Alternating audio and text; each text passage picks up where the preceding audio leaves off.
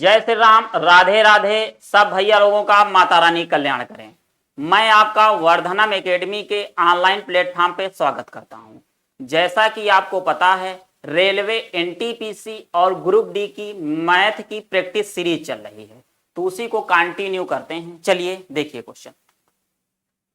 ए और बी की वर्तमान आयु का अनुपात 8:9 है। 9 वर्ष के बाद यह अनुपात 19:21 हो जाएगा। सी बी से 3 वर्ष छोटा है, तो सी की वर्तमान आयु कितनी है? इस टाइप के क्वेश्चन को हम दो तरीकों से देखेंगे। चलिए पहला तरीका देखते हैं। फर्स्ट मेथड, ए और बी की वर्तमान आयु देखिए, ये ए है और बी है। कितना दे रखा है अनुपात? 8:9 दे रखा है। 9 वर्ष बाद यह अनुपात, यहां से 9 वर्ष आप जाएंगे प्लस के 9 ईयर, यह अनुपात 19:21 हो जाएगा। तो एक चीज याद रखना, आपको एज के क्वेश्चन सॉल्व करना है तो गैप हमेशा सेम रहेगा। गैप क्या होता है देखिए यहां पे गैप कितने का है? 1 रेशियो का। यहां पे गैप कितने का है? 2 रेशियो का। अगर राम श्याम से 2 वर्ष छोटा है तो 2 वर्ष छोटा ही रहेगा। मान लीजिए आप किसी से 3 साल बड़े हैं तो आप हमेशा 3 साल बड़े ही रहेंगे, इसीलिए गैप जो होता है वो फिक्स होता है। तो एज के क्वेश्चन को सॉल्व करने के लिए गैप हमेशा फिक्स करेंगे। तो ध्यान दीजिए, गैप फिक्स करने के लिए कुछ करना नहीं होगा। यहां देख लिए 2 का गैप है तो आप यहां भी 2 से मल्टीप्लाई कर दीजिए। तो क्या हो जाएगा? 9 दूनी 18, 8 दूनी 16। जब आप गए जो ये वाला रेशियो है, ये रेशियो कट जाएगा। अब इस रेशियो का यूज कोई नहीं है। इतनी बात समझ में आई? आप ध्यान दीजिएगा, ये 16 रेशियो हो गया, ये 18 रेशियो, ये 19 रेशियो, ये 21 रेशियो। अब ध्यान दीजिए, रेशियो में कितना बढ़ा? तो रेशियो में आप देख रहे हैं 18 से 21 3 रेशियो। कितना बढ़ा? 3 रेशियो। यहां भी देखिए 3 ही रेशियो, 16 से 19 3 ही रेशियो बढ़ेगा, है ना। तो 3 रेशियो, यहां से 3 रेशियो बढ़ा और 3 रेशियो की वैल्यू कितनी दे रखी है? 9 साल। गैप कितना है? 9 ईयर का। तो 3 रेशियो की वैल्यू क्या हो गई? 9 साल। 1 रेशियो की वैल्यू कितना हो जाएगा? 3 साल, है ना। तो बी की प्रेजेंट एज, ये कौन सा रेशियो दे रखा है? Present age. तो बी की प्रेजेंट एज कितना हो जाएगी? 18 × 54 साल। कितना हो जाएगा? बी वर्तमान में कितने साल का हो जाएगा? 54 साल का हो जाए। इतनी बात समझ में आई? तो आपको क्या करना है क्वेश्चन में, ध्यान दीजिएगा। पहले आप गैप फिक्स करिए। अब ध्यान दीजिए, यहां 2 का गैप था, आपने 2 से मल्टीप्लाई किया तो देखिए यहां भी 18 से 16 में 2 का ही गैप तो हो गया, यहां भी 19 से 21 में भी 2 का गैप है। तो हमेशा गैप को क्या करना है? फिक्स करना है। अब ध्यान दीजिए, 18 से 21 कितने रेशियो बढ़ा? 3 रेशियो बढ़ा। कितना बढ़ा? 3 रेशियो। और 3 रेशियो और ईयर में कितना बढ़ा? यहां से 18 से 21 9 साल। तो 3 रेशियो की वैल्यू कितना दे रखा है? 9 साल। तो 3 रेशियो बराबर 9 ईयर और 1 रेशियो बराबर 3 साल। 1 रेशियो का मान आ गया तो 18 रेशियो का मान 54 ईयर। ये है प्रेजेंट एज। कौन सा? Present age. तो बी की प्रेजेंट एज आ गई। और वो बोला है बी से 3 वर्ष छोटा है सी, तो यहां से 54 वर्ष का बी है, बी से 3 साल छोटा है। तो 54 से 3 गए, कितना बचेगा भैया? 51। कितना बचेगा? 51 साल। तो सी की वर्तमान आयु कितने साल हो जाएगी? 51 साल। सी कितने साल का हो जाएगा? 51 साल। Option number 1। दूसरा तरीका देखिए, दूसरे तरीके से ही क्वेश्चन को सॉल्व करना है आपको। आप इस टाइप का क्वेश्चन देखें तो हमेशा ऑप्शन से करिए, है ना। अब देखिए हम कर रहे हैं, आप 51 में, अब ध्यान दीजिए, बी जो है, सी बी से 3 वर्ष छोटा है, यानी बी जो है 3 वर्ष बड़ा होगा ना सी से। तो प्लस के 3, 51 में प्लस के 3 करिए तो कितना हो जाएगा? 54। यानी जो है बी की वर्तमान एज कितनी हो जाएगी? 54। अब ध्यान दीजिए, बी का रेशियो वर्तमान में कितना दे रखा है? 9। कितना दे रखा है? 9। तो जो ऑप्शन देख लीजिए, सब में +3 कर लीजिए, इसमें भी +3 कर लीजिए, इसमें भी +3 कर लीजिए, इसमें भी +3 कर लीजिए। जो ऑप्शन 9 से डिवाइड हो जाए वही हमारा आंसर होगा, है ना। आप देखिए 9 दूनी 18, 9 3 27, 9 चौक 36, 9 5 55, 9 4 54, ये क्या होगा 9 से डिवाइड हो गया। तो आपको कुछ करना नहीं था, आप यहाँ पे 3 साल चूंकि छोटा है आप 3 साल ऐड कर लीजिए सारे ऑप्शन में और उसको बी के रेशियो से, वर्तमान का जो रेशियो दे रखा उसको उसी से हमेशा डिवाइड कर दीजिए, जो ऑप्शन डिवाइड हो जाए वही हमारा आंसर होगा, है ना। ये दूसरा तरीका हो गया। चलिए समझ में आया, चलिए ठीक है। देखिए नेक्स्ट क्वेश्चन, ये ट्रिग्नोमेट्री का क्वेश्चन है, ध्यान दीजिए। cos 41 degree upon sine 49 degree, sine plus sine 21 degree upon cos 39 degree का मान ज्ञात कीजिए। हमने इसके पहले आपको बताया है क्या, ध्यान दीजिए। यदि a plus B is equal to 90 degree, कितना डिग्री 90 डिग्री हो, ये कोण है, तो क्या होता है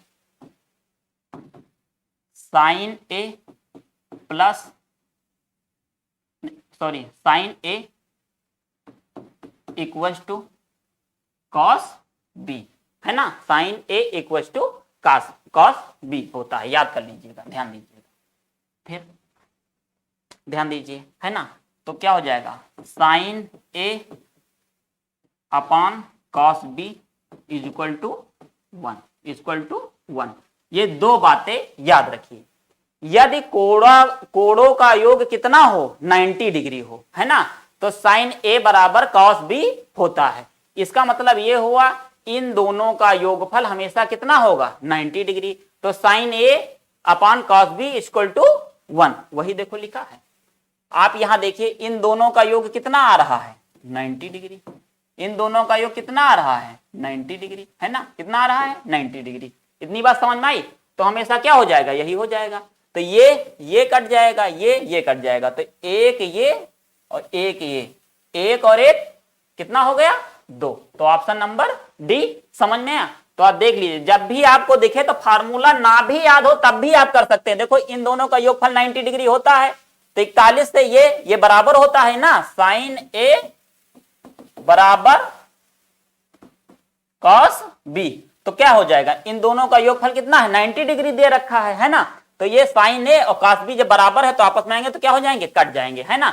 या आप याद कर लीजिए sine A upon cos B is equal to 1, है ना। तो देखिए ये देखो साइन ए है, ये कॉस बी है, इन दोनों का योगफल जब 90 डिग्री होगा तभी sine A upon cos B is equal to 1 होगा। इतनी बात समझ में आए, तो ये भी 1 हो जाएगा, ये भी पूरा टर्म 1 हो जाएगा, तो एक और एक कितना हो जाएगा 2। इतनी बात समझ में आई, चलिए देखते हैं। 76 रुपये की राशि को ए और बी और सी में इस प्रकार से बांटा गया है कि ए को बी से 7 रुपये अधिक मिलते हैं तथा बी को सी से 6 रुपये अधिक मिलते हैं, तो प्रत्येक के हिस्से का एक दूसरे से अनुपात ज्ञात कीजिए। चलिए देखते हैं। बोला है ए बी सी में बांटना है, किसमें बांटना है ए में, बी में, सी में बांटना है। ए को बी से 7 रुपया अधिक मिलता है, ए को बी से यहां से कितना अधिक मिलेगा +7। फिर क्या बोला है तथा बी को सी से 6 रुपये अधिक मिलते हैं, बी को सी से कितने रुपए अधिक मिलते हैं 6 रुपये अधिक मिलते हैं, तो प्रत्येक के हिस्से का एक दूसरे से अनुपात ज्ञात करना है। हमने मान लिया कि सी की वैल्यू पी है ना, इसको बी को 6 रुपए अधिक मिलेंगे तो क्या हो जाएगा P + 6। इतनी बात क्लियर। चलिए आगे देखिए, इसको 7 रुपया अधिक मिलेंगे तो क्या हो जाएगा P + 6 में 7 जोड़ो कितना होगा 13, कितना होगा 13। सबको जोड़ दीजिए, 76 रुपए की टोटल राशि है, तो हो जाएगा P, इन सबको जोड़ दीजिए तो कितना हो जाएगा 1P 2P 3P, तो 3P प्लस आप जोड़िए 13 छा कितना होता है 19, इक्वल टू कितना दे रखा है क्वेश्चन में 76 रुपये। अब ध्यान दीजिए, तो 3P बराबर ये प्लस है, इधर का 19 इधर जाएगा, किसमें हो जाएगा माइनस। 76 में से 19 गया, कितना बचेगा घटाइए आप, यहां हो गया 16, 16 में से 9 गया, कितना बचा 7, यहां 6 में से 1 गया 57, है ना। तो P बराबर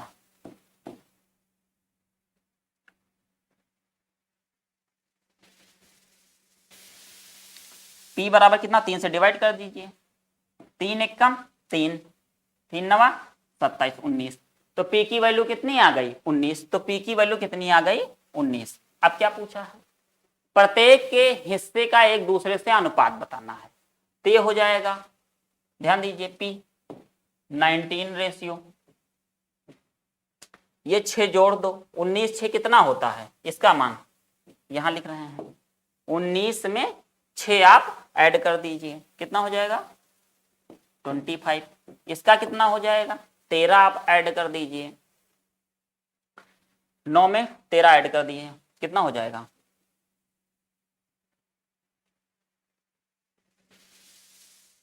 9, 9 3 12, 12 के 2, है ना, ये कितना हो जाएगा 3। तो कितना आ जाएगा 32, 25, 19। तो कितना हो गया रेशियो देखिए 32, 25, 19, कितना हो गया 32, 25, 19। ऑप्शन नंबर बी सही। इतनी बात समझ में आई। चलिए अब याद रखना, अगर ऐसे क्वेश्चन को लगाना हो तो आप क्या करिएगा कि 76 रुपये हो हैं और ए बी सी में इस प्रकार बांटा गया है, ए को बी से 7 रुपया, है ना, 7 रुपया अधिक मिलता है तथा बी को सी से 6 रुपया अधिक मिलते हैं। तो प्रत्येक के हिस्से का एक दूसरे से अनुपात ज्ञात कर दिए। तो आप देखिए जब भी 19 रेशियो की वैल्यू आ गई तो आप इसको ऑप्शन से भी लगा सकते हैं। देखिए 25 से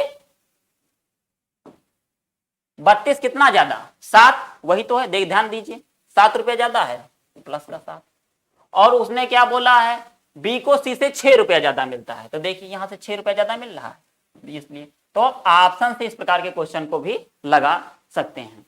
और इसको कैसे से और आसानी से देख सकते हैं, जब हम आपको पढ़ाएंगे पार्टनरशिप तो बताएंगे, कुछ चीजें होती हैं जो चैप्टर जब समझाएंगे तभी समझ में आती है ना। ये एक लगाने का तरीका हो गया, ये ऑप्शन से देखने का तरीका हो गया, है ना। हम बहुत से क्वेश्चन को ऑप्शन से ही लगा सकते हैं, है ना। तो चलिए नेक्स्ट क्वेश्चन को देखते हैं। किसी मूलधन पर 10% वार्षिक ब्याज की दर पर दूसरे वर्ष का चक्रवृद्धि ब्याज 154 रुपये प्राप्त होता है। मूलधन ज्ञात कीजिए। क्या बोला है मूलधन ज्ञात कीजिए। मूलधन बोले तो प्रिंसिपल, क्या बोला है प्रिंसिपल ज्ञात कीजिए। आप याद रखिए इसको, देखो SI समझने के लिए आपको एक ही बात केवल पता हो कि ब्याज की दर क्या होती है, और ब्याज की दर को अगर हम अच्छे से समझ जाएं तो आप कोई भी क्वेश्चन बहुत आसानी से लगा सकते हैं, है ना। तो जब हम पढ़ाएंगे तब हम समझाएंगे आपको इसमें ब्याज की दर क्या होती है। हालांकि ये तो सिंपल क्वेश्चन है ना। देखते हैं इस क्वेश्चन को, तो ध्यान दीजिएगा। अभी तो कुछ वैल्यू होती है याद करना होता है, आज तो हम निकालना भी बता रहे हैं, निकाल लेंगे फिर कुछ वैल्यू याद कर लेंगे। याद करने से बहुत आसान होता है ना। तो ध्यान दीजिए, किसी मूलधन पर 10% वार्षिक ब्याज की दर से। देखिए एक बात और याद रखना, ये परसेंटेज और प्रॉफिट लॉस की तरह अगर SI पढ़ा जाए तो बहुत आसान हो जाता है। जो ब्याज होता है वही प्रॉफिट उसमें कहते हैं, नाम केवल चेंज है सब वही, है ना। तो ध्यान दीजिएगा, मूलधन पर 10% वार्षिक ब्याज दर पर दूसरे वर्ष का चक्रवृद्धि ब्याज 154 रुपया है। अब ध्यान दीजिए SI ध्यान दीजिए, पहले वर्ष का ब्याज कितना है 10% है। इतनी बात क्लियर। देखिए और सेकेंड ईयर, अगर दूसरे वर्ष की बात करें सेकेंड ईयर की बात, तो SI में अंतर यही होता है कि SI में ब्याज प्रतिवर्ष सेम रहता है, लेकिन CI में ब्याज पर ब्याज मिलता है। तो ध्यान दीजिए फर्स्ट ईयर 10%, फर्स्ट ईयर तो दोनों का सेम रहेगा, लेकिन सेकेंड ईयर की बात आएगी तो ब्याज पर ब्याज मिलेगा। तो 10%, ये जो ब्याज है ये 10 तो मिलेगा ही मिलेगा, ये 10 तो मिलेगा ही मिलेगा, प्लस इस 10 पर 10% और मिलेगा। 10 का 10% हम निकाल लिए, यहां से 0 0 कट गया तो कितना हो गया 1, तो 10 1 11। तो सेकेंड ईयर में कितना मिलेगा 11% ब्याज मिलेगा। कितना मिलेगा 11% ब्याज मिलेगा। और दोनों का अगर 2 साल का ब्याज की बात करें तो 10 और 11 कितना 21% ब्याज मिलेगा। तो एक बात याद रखना, यहां लिखा है दूसरे वर्ष का ब्याज, अगर यहां होता 2 वर्ष बाद तो बात बदल जाती, तो दूसरी बात होती, तब आप 21% को लेते, लेकिन सेकेंड ईयर पूछा है। देखिए इंग्लिश में भी लिखा होगा सेकेंड ईयर, देखिए क्या लिखा है सेकेंड ईयर, तो सेकेंड ईयर में ब्याज कितना मिलता है 11%, और 11% की ही वैल्यू तो 154 रुपया दे रखी है, बोला ना कि चक्रवृद्धि ब्याज 154 रुपया प्राप्त होता है, दूसरे वर्ष का ब्याज 154 रुपया प्राप्त होता है, तो सेकेंड ईयर का ब्याज कितना दे रखा है 154, तो प्रतिशत में कितना है 11%, और वैल्यू में कितना है 154, कितना है 154 रुपए, इसीलिए बराबर है, ये प्रतिशत में है ये वैल्यू में है ना, तो ध्यान दीजिए।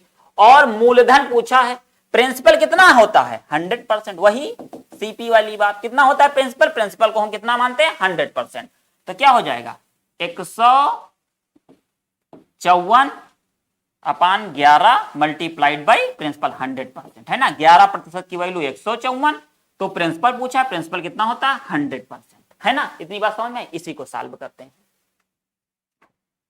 11 एक कम 11, गेर चौक 44 और डबल है ना, तो कितना आ गया 1400, इतनी बात समझ में आई, क्लियर है ना।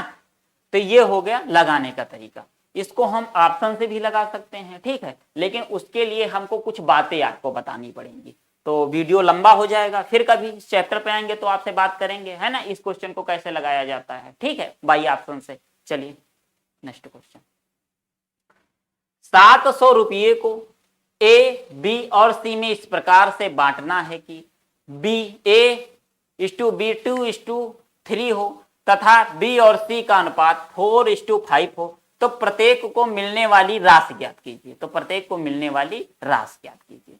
चलिए इसको भी हम 2 तरीकों से देखेंगे है ना, चलिए पहला तरीका देखते हैं। पहला तरीका, 700 रुपये को ए बी सी में बांटना है, किसमें बांटना है ए बी सी में बांटना है ना, तो कोई दिक्कत नहीं है, बांटते हैं, A/B/C में बांटना है। ए बी का रेशियो कितना दे रखा है 2:3 दे रखा है, बी और सी का रेशियो कितना दे रखा है 4:, ये बी है तो यहां पे लिखेंगे बी, और सी का मान कितना दे रखा है 5 दे रखा है, 4:, क्या दे रखा है 5 दे रखा है। चलिए तो प्रत्येक को मिलने वाली राशि ज्ञात कीजिए, ध्यान दीजिएगा। चलिए पहले हम रेशियो को आपस में कनेक्ट करेंगे, जब कनेक्ट करेंगे तभी हम जोड़ घटा सकते हैं, तो बराबर करेंगे। देखिए यहां 3 दिया है, यहां 4 दिया है, यहां पे कितना दिया है 3 दे रखा है, यहां पे 4 दे रखा है, तो आप कुछ नहीं करना है बराबर करने के लिए, यहां पे 4 का मल्टीप्लाई करो और यहां पे कितना किसका करो 3 का मल्टीप्लाई करो, तो 4 तिहाई 12 और 4 दूनी 8, ये रेशियो कट जाएगा, हमारा यही रेशियो होगा, ठीक है। इस पे करिए 4 तिहाई 12 और 5 तिहाई 15, अब ध्यान दीजिए, तो सी का रेशियो कितना आ गया 15, बी का रेशियो देखो, बी यहां भी 12 है, यहां भी 12 है, हमने बोला जब रेशियो आपस में कनेक्ट करेंगे तभी, आपस में जब कनेक्ट लेंगे तभी जो है जोड़ या घटा सकते हैं, है ना। तो यहाँ बी का रेशियो कितना देखा, यहां भी 12 यहां भी 12, बी का रेशियो कितना हो गया 12, ए का रेशियो कितना दे रखा है 8, इतनी बात क्लियर। आपको बोला और चलिए इनको ऐड करिए, चलिए 12 12 8 कितना हो गया 20, 20 15 35 रेशियो, तो ए बी सी का टोटल मान, टोटल कितना हो जाएगा 35 रेशियो, ए बी सी का टोटल रेशियो कितना हो जाएगा 35, और 35 रेशियो की वैल्यू कितना दे रखा है 700 रुपये, तो रेशियो में 35 और वैल्यू में कितना 700 रुपये, तो 35 रेशियो की वैल्यू कितनी हो जाएगी 700 रुपये, है ना। तो ध्यान दीजिएगा पूछा क्या है, तो प्रत्येक को मिलने वाली राशि बताइए, कोई दिक्कत नहीं है। तो एक रेशियो की वैल्यू क्या हो जाएगी 35 दूना 70, कितना हो जाएगी 20 रुपये, है ना। इतनी बात क्लियर। एक रेशियो की वैल्यू कितनी हो गई? 20 रुपये, है ना। आप ध्यान दीजिए, 8 दूनी एका निकालिए 160 रुपये, 12 दूना 24 240 रुपये, 15 दूना 30 300 रुपये। ये हमारा आंसर हो जाएगा। तो ध्यान दीजिए 160 240 300 रुपये, ऑप्शन नंबर बी सही। इतनी बात समझ में आई। तो इस टाइप को क्वेश्चन का लगाने का तरीका ये है कि ए बी और सी का रेशियो दे रखा है 2:3 और 4:5। इन रेशियो को हम आपस में कनेक्ट करेंगे। कनेक्ट करने का तरीका ये है, यहाँ 4 5 था, आप यहाँ 3 2 था। अगर 4 यहाँ होता तो कोई प्रॉब्लम नहीं थी, लेकिन यहाँ पे 3 था, तो 4 का यहाँ मल्टीप्लाइंग करेंगे, 3 का यहाँ मल्टीप्लाई करेंगे, क्योंकि ये बी का मान सेम करना होता है। बी का मान क्या करना होता है? सेम करना होता है। जब हम बी का मान सेम कर लेंगे तभी हम आपस में जोड़ या घटा सकते हैं। तो रेशियो को कर लिया कनेक्ट। तो देखिए सी का मान 15 रेशियो, बी का मान कितना दे रखा है? 12 रेशियो, ए का मान 8 रेशियो आ गया। टोटल रेशियो में कितना आ गया? 35। और टोटल रुपया कितना दे रखा है? 700 रुपये। तो टोटल रेशियो 35 और रुपये में कितना? 700। तो एक रेशियो की 20 रुपया। तो 8 रेशियो की 160, 12 रेशियो की 240 और 15 रेशियो की 300 रुपया। यही हमारा होगा आंसर। लेकिन याद रखना, इस टाइप के क्वेश्चन को कभी भी आपको सॉल्व करने की कोई जरूरत नहीं है। अब देखिएगा, ध्यान दीजिएगा, दूसरा तरीका ध्यान दीजिए। अगर दे रखा है 2:3, तो ए और बी का मान हमेशा 2:3 ही होगा। तो देखिए किस ऑप्शन में 2:3 है। तो आप ध्यान दीजिए, 8 दूनी 16 और 8 त्रिक 24, 2:3 मिल रहा है। फिर से चेक कर लीजिए। तो आप, यही हमारा ऑप्शन सही हो गया। आप पूरा चेक करना चाहे वो भी चेक करिए। आपको चेक करना है किसका? बी और सी का मान। बी और सी का मान कितना होना चाहिए? 4:5। आप देख लीजिए किस ऑप्शन में 4:5 है, उसी में मिलेगा। देखिए कितना? 4:5। तो देखिए 6 चौक 24 और 6 पंचे 30। देखो 4:5 आ गया कि नहीं आ गया, है ना। तो क्या हुआ? यही रेशियो। तो हमको कुछ नहीं करना है, इस तरह के क्वेश्चन को हम ऑप्शन से ही देख लेंगे। सॉल्व करने की कोई जरूरत नहीं है, हम ऑप्शन से ही देख लेंगे कि किस ऑप्शन में 2:3 है ना। आगे से देख लिए, हमको नहीं ये देखना, हमको पीछे से देखना है, तो यहाँ पीछे से भी देख सकते हैं 4:5 किस ऑप्शन में है। तो वही हमारा क्या होगा? आंसर होगा। तो इस तरह के क्वेश्चन को कभी सॉल्व करने की जरूरत नहीं है। हम ये तक वादा आपसे करते हैं कि मैथमेटिक्स में आप 70% क्वेश्चन को सॉल्व करना नहीं है। लेकिन क्या करें, अभी मैथमेटिक्स पूरी हम प्रॉपर वे में चैप्टर वाइज जब पढ़ा देंगे तब आपको समझ में आएगा। ऐसे बहुत चीजें बताना चाहते हैं, अंकों का योग का कॉन्सेप्ट लगाना चाहते हैं, बहुत सारे कॉन्सेप्ट डायरेक्ट हिट करना चाहते हैं, लेकिन नहीं कर सकते क्योंकि हो सकता है वो चीजें आप लोग नहीं पढ़े हों, है ना। एक क्वेश्चन को समझाने लगेंगे तो है ना बहुत सारा टाइम चला जाएगा एक क्वेश्चन पे, है ना। तो जब हम लेके आएंगे, रेशियो पढ़ाएंगे तब बताएंगे, सीआई जब पढ़ाएंगे तब बताएंगे कि हाँ क्वेश्चन को ऐसे भी देखा जा सकता है ना। तो हम सॉल्व करके भी समझा दिए हैं और ऑप्शन से बता दिए हैं, है ना। जो समझ में आए, हम तो कह रहे हैं सॉल्व करने की कोई जरूरत ही नहीं है, आप डायरेक्ट ऑप्शन से इस क्वेश्चन को सॉल्व करिए, ठीक है। चलिए नेक्स्ट क्वेश्चन को हम देखते हैं। P और Q 240 मीटर लंबे एक वृत्ताकार टैंक के चारों ओर क्रमशः 15 मीटर प्रति मिनट और 20 मीटर प्रति मिनट की चाल से दौड़ते हैं। यदि वे एक साथ दौड़ना शुरू करते हैं तो कितने समय बाद वे फिर से प्रारंभिक बिंदु पर मिलेंगे? चलिए इस क्वेश्चन को जरा ध्यान से देखिएगा, है ना। ये एक वृत्ताकार टैंक है, ठीक है। P और Q, उसकी लंबाई कितनी है? 240 मीटर लंबे, इसकी लंबाई 240 मीटर है। मान लीजिए वो यहां से चलना प्रारंभ करते हैं। P 15 मीटर प्रति मिनट और जो है Q 20 मीटर प्रति मिनट की चाल से दौड़ता है। ध्यान दीजिएगा। तो हम पहले देख लेते हैं, अगर P का टाइम देखें कितने टाइम बाद, तो टाइम निकालेंगे तो 240 डिवाइड बाई 15, ये P का देख लीजिए। और Q का देख लीजिए, Q का कितना दे रखा है 240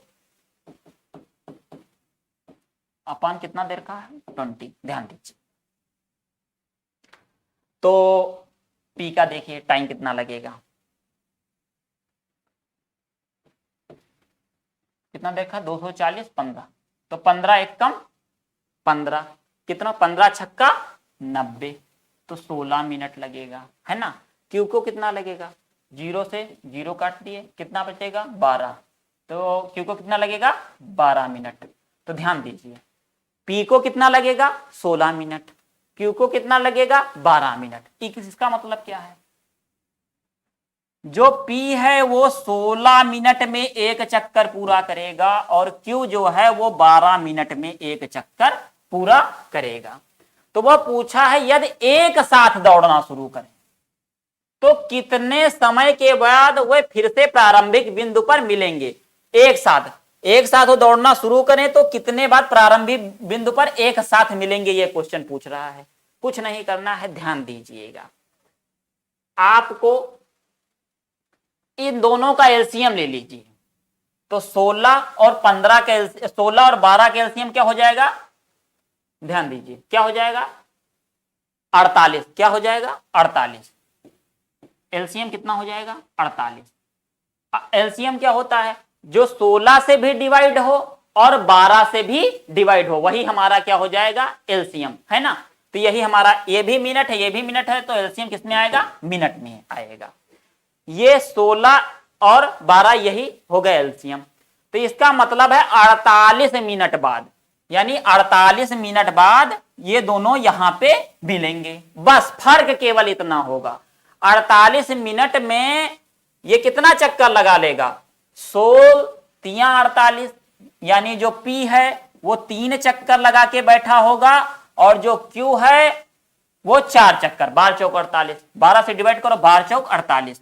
Q जो है वो कितने चक्कर लगा के बैठा होगा 4 चक्कर लगा के यहां पे मिलेगा। लेकिन मिलेंगे कब 48 मिनट बाद, तो दोनों एक साथ कब मिलेंगे 48 मिनट बाद। बस फर्क इतना होगा कि जो P है वो 3 चक्कर लगा के आएगा यहां पे, और जो Q है वो 4 चक्कर। जो P है वो 3 चक्कर यहां पे लगा के तब आएगा और Q जो है वो 4 चक्कर लगा चुकेगा तब यहां पे मिलेगा, तब दोनों एक साथ मिलेंगे 48 मिनट। तो आपको कुछ नहीं करना है, तो इसका आंसर क्या हो जाएगा डी, है ना। तो इस टाइप के क्वेश्चन को आपको जो मिनट दिया है इन्हीं का क्या ले लेना है एलसीएम। जो एलसीएम आएगा वही हमारा क्या होगा आंसर होगा, वही हमारा क्या होगा आंसर। इतना भी लिखने की जरूरत, तो समझाने के लिए लिखे हैं, है ना। आपको कुछ नहीं करना था, आप डायरेक्ट कर सकते थे। देखो 15 से डिवाइड किए कितना आ गया 15, 16 आ गया, डिवाइड करोगे 16 मिनट आ गया। 20 से डिवाइड करोगे तो कितना आ गया 12 मिनट आ गया, और 12 और 16 मिनट कैल्सियम कितना हो गया 48 मिनट। तो हमारा ऑप्शन नंबर डी क्या हो जाएगा सही हो जाएगा। इतनी बात क्लियर। चलिए एक्स का न्यूनतम मान ज्ञात कीजिए जो 136 अपान एक्स माइनस 4 को एक पूर्णांक बनाता है। इस प्रकार के क्वेश्चन को हमेशा ऑप्शन से लगाइए, है ना। हमेशा किससे लगाना है ऑप्शन से लगाइए। तो ध्यान दीजिएगा, ये दे रखा है तो क्या पूछा है न्यूनतम मान पूछा है, तो ये तो ऑप्शन हमारा होगा नहीं, ये ऑप्शन हमारा होगा नहीं। अब इसमें ये हो सकता है या तो ये हो सकता है। चलिए चेक करते हैं। दे रखा है कितना 1/36 एक्स माइनस 4, है ना। लेकिन यहां पे पूछा है इंटीजर होना चाहिए पूर्णांक। तो आप ध्यान दीजिए, अगर 268 यहां पे लिखेंगे तो बटे सही में आंसर आएगा, है ना। तो ये भी ऑप्शन नहीं होगा, तो इसका मतलब यही हमारा ऑप्शन सही है, सॉल्व करने की जरूरत नहीं। फिर हम देख लेते हैं। तो 136 आप यहां रखिए, एक्स का मान कितना आ जाएगा माइनस के 32 और माइनस के कितना 4, माइनस माइनस कितना हो जाएगा प्लस, तो कितना हो जाएगा तो 136 और माइनस माइनस के क्या हो जाएगा प्लस, जोड़ दो तो माइनस का 136 कट जाएगा तो कितना आ जाएगा माइनस के 1। तो वह पूछा है न्यूनतम मान, तो न्यूनतम मान क्या हो सकता है इंटीजर वैल्यू में माइनस का 1 होगा, है ना। इसीलिए ऑप्शन नंबर ए हमारा सही है। पूर्णांक पूछा है तो -1 होगा, ये होगा नहीं क्योंकि डी वाला ये बटे सही में आंसर आएगा, है ना। इंटीजर पूछा है, पूर्णांक पूछा है ना। क्लियर, बहुत आसान क्वेश्चन है ना। इस टाइप के क्वेश्चन हमेशा ऑप्शन से लगाइए, है ना। ऑप्शन जब आप देखेंगे तो बहुत सारे ऑप्शन ऐसे ही इलिमिनेट कर सकते हैं। ठीक, चलिए नेक्स्ट क्वेश्चन को सॉल्व करते हैं। ये क्वेश्चन बहुत अच्छा क्वेश्चन है। इस टाइप का कोई, ये समझ लीजिए भगवान की कृपा हुई है आपके एग्जाम में, आपके ऊपर भगवान की कृपा हुई है तब इस प्रकार का क्वेश्चन आया है ना। आपने मंदिर में खूब पूजा उजा किया है ना, मंदिर में किया हो कहीं और किया हो, समझ लीजिए किसी की कृपा है आप पे, स्पेशल कृपा। तो स्पेशल कृपा वाला अगर क्वेश्चन आ जाए, हाँ वैसे सभी क्वेश्चन स्पेशल कृपा वाले होते हैं, ठीक है। फिर भी चलिए हम बताते हैं आपको इस क्वेश्चन, आपको ऐसा क्वेश्चन दिखे, कैसा क्वेश्चन दिखे ध्यान दीजिए। अगर लिखा है 1 + 1 अपान x + 1, 1 + 1 अपान x + 2 इंटू 1 + 1 अपान x + 3, 1 + 1 अपान x + 4 का मान ज्ञात करिए, आप एकदम खुश हो जाइए, है ना। कुछ स्वास्थ्य नहीं सही है इसलिए थोड़ा सा बोलने में प्रॉब्लम हो रही, चलिए ठीक है, कोई दिक्कत नहीं है ना। इस टाइप का क्वेश्चन हो तो समझ लीजिए आप पर किसी की कृपा है ना। अब किसकी कृपा आप समझ रहे हैं, बस याद करिए, कुछ नहीं करना है। अगर आपको x + 1 यहां पे लिखा है क्वेश्चन में, तो इस x + 1 को कोई हिला नहीं सकता है ऑप्शन से, कोई हमने बोला हिला नहीं सकता। तो जिस ऑप्शन में x + 1 मिल जाए वही हमारा आंसर होगा। तो हमको दिखा कहीं, हाँ दिखा, x + 1 वो भी नीचे, कहां मिले, नीचे, नीचे ही मिलेगा x + 1, कहां मिलेगा, नीचे। तो नीचे x + 1 जिस ऑप्शन में हो वही हमारा क्या होगा, आंसर होगा। तो हम देख रहे हैं ऑप्शन नंबर डी में ही है, इसलिए हमारा आंसर डायरेक्ट x + 1 होगा। और भी बातें कुछ जान लीजिए, ठीक है। ये हो गया। मान लीजिए 2 ऑप्शन होते जिसमें x + 1 नीचे होता तो क्या करते, ध्यान दीजिए, कुछ नहीं करना है। आप x + 4 लिखा है, इसी 4 में एक आप ऐड कर लीजिए, एक आप ऐड कर दीजिए, 4 में एक अगर जोड़ोगे तो कितना हो जाएगा, 5, x + 5, x + 5 हमेशा कहां होगा, ऊपर। एक जोड़ने पर कोई भी संख्या ऊपर लिखिए वही हमारा क्या होगा, आंसर। तो देखिए x + 5 ऊपर कहां लिखा है, इसी ऑप्शन में x + 5 ऊपर, यही हमारा आंसर होगा।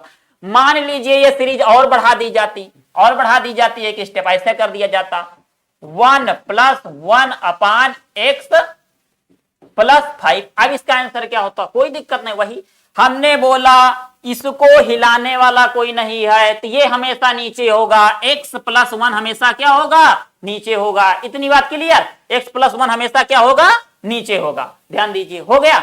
उसके बाद देखिए अब हम क्या करेंगे, हमने बोला इसमें आप एक जोड़ दीजिए तो प्लस के क्या हो जाएगा, एक जोड़ोगे तो 6 हो जाएगा। तो क्या x + 6 कहां होगा, ऊपर होगा, x + 6 कहां होगा, ऊपर होगा, यही हमारा क्या हो जाएगा, आंसर। तो इस टाइप के क्वेश्चन हमेशा ऑप्शन को देखिए और लगाइए। हमने बोला इसको हिलाने वाला कोई नहीं है, ये जहां नीचे दिख जाए, मान लीजिए 2 ऑप्शन में दिख गया तो क्या करोगे, कुछ ना करो, ये जो आएगा इसके +1 करके जो ऑप्शन में ऊपर लिखा वही हमारा क्या होगा, आंसर होगा। इतनी बात क्लियर। चलिए नेक्स्ट क्वेश्चन को सॉल्व करते हैं। किसी वस्तु को 25% लाभ पर, किसी वस्तु को 25% लाभ पर तथा 37.5% हानि पर बेचने से विक्रय मूल्य का अंतर 1250 रुपये है। जब इसे 12.5% लाभ पर बेचा जाता है तो इसका विक्रय मूल्य ज्ञात कीजिए। इसको भी हम बहुत आसानी से, ऐसे क्वेश्चन केवल ऑप्शन देखेंगे, हमारा ऑप्शन देखना है कि किससे डिवाइड है। अगर डायरेक्ट इसी से डिवाइड है तो हम चेक कर लेंगे, चलो दोनों तरीके हम बता देते हैं, है ना।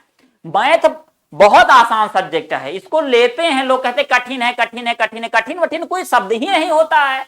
मैथ को सीखना है कम बातों में, ज्यादा नहीं, हाई सीख लो, हाउ सीख लो, हाई हाउ से कुछ नहीं होता है ना।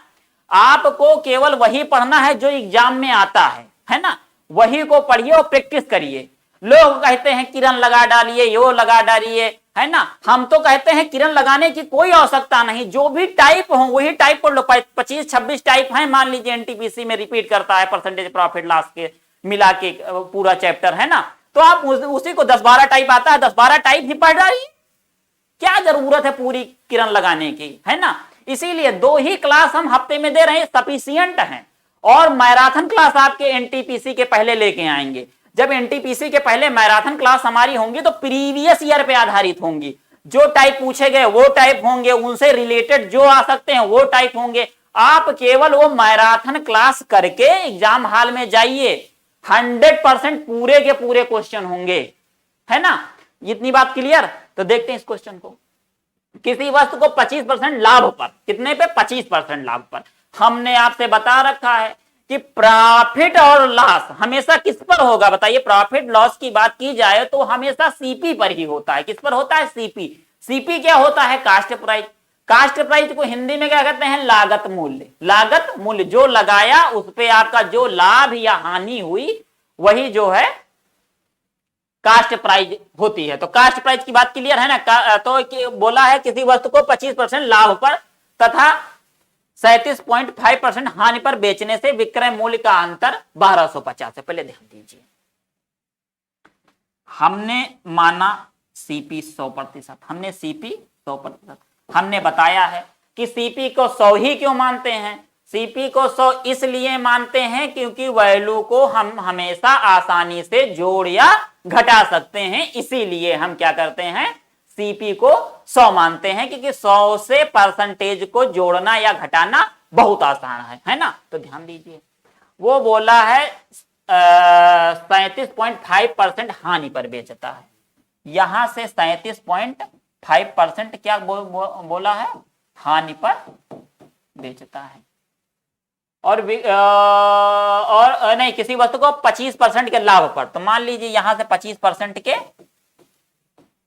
लाभ पर बेचा तथा 37.5% हानि पर बेचने से विक्रय मूल्य का अंतर 1250 है। अंतर, ध्यान दीजिए एक शब्द, अगर अंतर डिफरेंस पूछा है तो 100 से 37.5 घटाने की कोई जरूरत नहीं है। अगर अंतर पूछा है, क्या पूछा है, डिफरेंस पूछा है, और 25% जोड़ने की भी कोई आवश्यकता नहीं है। ठीक है, इनका आप अंतर देख लीजिए, परसेंटेज में कितना है। परसेंटेज में आप देखेंगे तो कितना अंतर है, ध्यान दीजिए कितना अंतर है, 25। तो आप 25 में 37 ऐड करिए तो 0.5 तो हो ही जाएगा। 7 5 कितना होता है, 12, 12 के 2, हासिल आवा 1, 3 3 6, कितना हो जाएगा, 62.5%। क्या हो जाएगा, 62.5%। तो रेशियो में परसेंटेज में अंतर कितना आया, 62.5% का अंतर आया। ये दिख रहा ना, परसेंटेज में अंतर कितना, इन दोनों के बीच का अंतर कितना आया, बताइए, इन दोनों के बीच का अंतर कितना आया, इन दोनों के बीच का अंतर कितना आया, ध्यान दीजिए, इन दोनों के बीच का अंतर कितना आया, 62.5%, है ना। वैल्यू में, क्वेश्चन में वैल्यू में अंतर कितना दे रखा है, 1250 रुपये, है ना। तो 62.5 की वैल्यू क्या हो जाएगी, 1250 रुपये। कितना हो जाएगा, 1250 रुपये।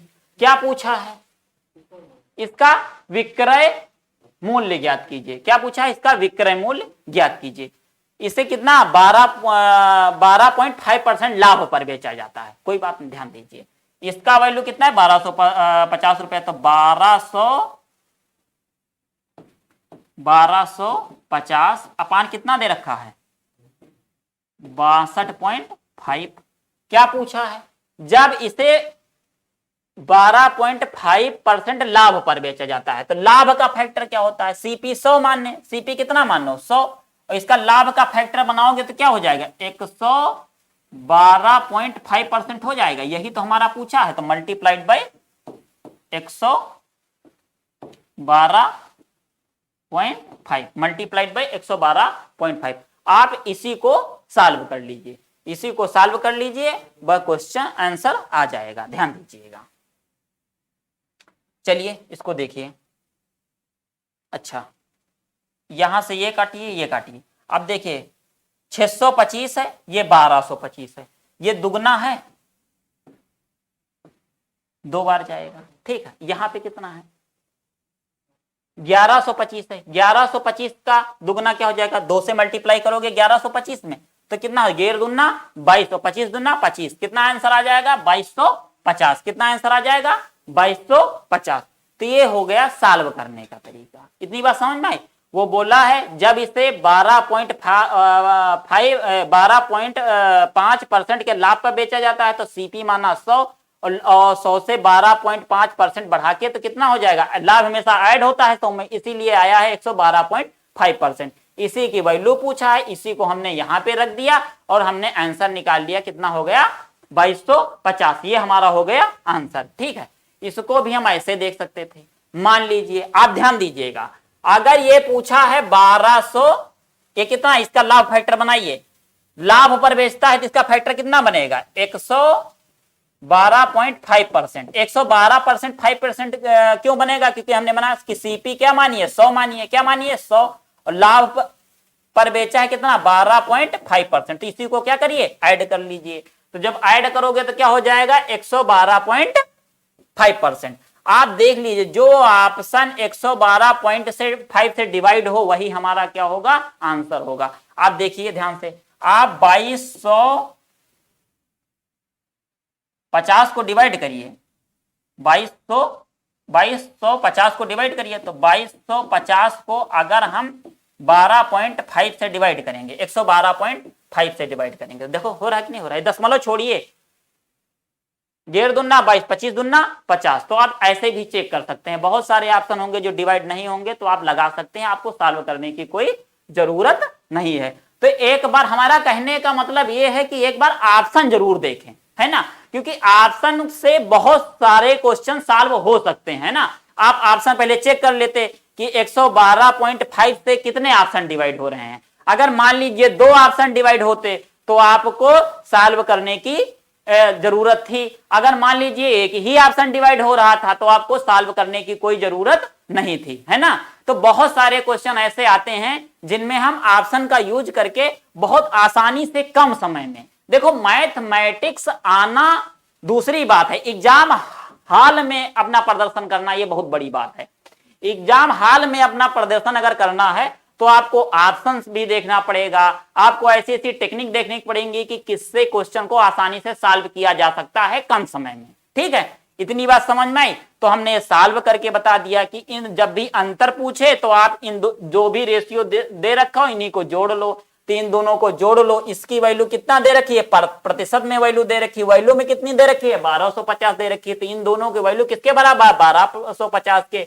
पूछा है 12.5% लाभ पे बेचता है तो 100 सीपी थे, 112% लाभ का फैक्टर बना लीजिए तो क्या बनेगा 112.5% लाभ का फैक्टर बनेगा, है ना। इसमें 100 में जोड़ देंगे ये लाभ को, वही को हम निकालेंगे, वही सब हमने किया है। ठीक है, हमको समझ जो है, चलिए ठीक है, इतनी बात समझ में आई। चलिए नेक्स्ट क्वेश्चन,